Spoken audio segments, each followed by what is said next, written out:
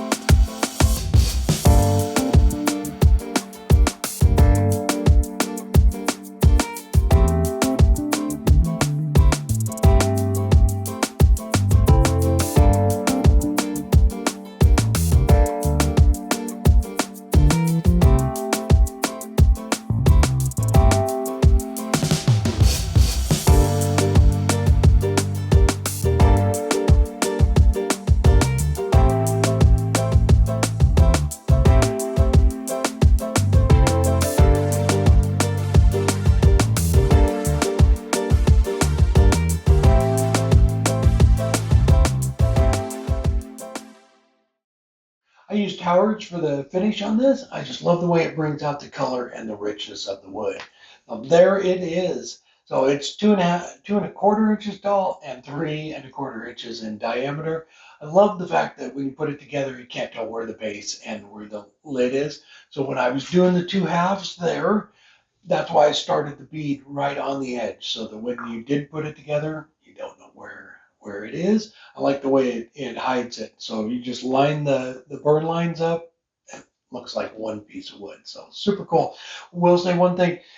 When I was doing the Howards, so what I did was just kind of soak the whole thing down with a paper towel, but then I let it sit on there for about 5 minutes or so, soak all in, then took the air compressor and blew all of it out of there.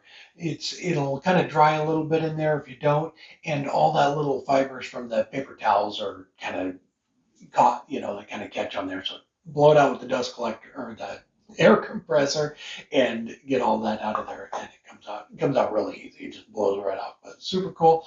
I actually did, while I was doing it, I did another one. I did a walnut one. So this one's a little bit taller. It's about 3¼ inches tall and 3¼ inches in diameter. So same thing on that. What I did on this one though, I I was just trying something a little bit different. So my lathe has an indexing system, the 48 holes in the back of it. So I went every other one on it just to kind of see what it would look like, but it didn't look good. It looked more like a kind of like a pumpkin. So I went back through after I got done burning every other one, and then went back through and filled in between it. So this one 48, that one's 48, but super fun project. I like the fact that you use like one piece of wood too. You really wouldn't be able to tell where they actually open up. So fun one. Hope you enjoyed the video, and we'll see you next time.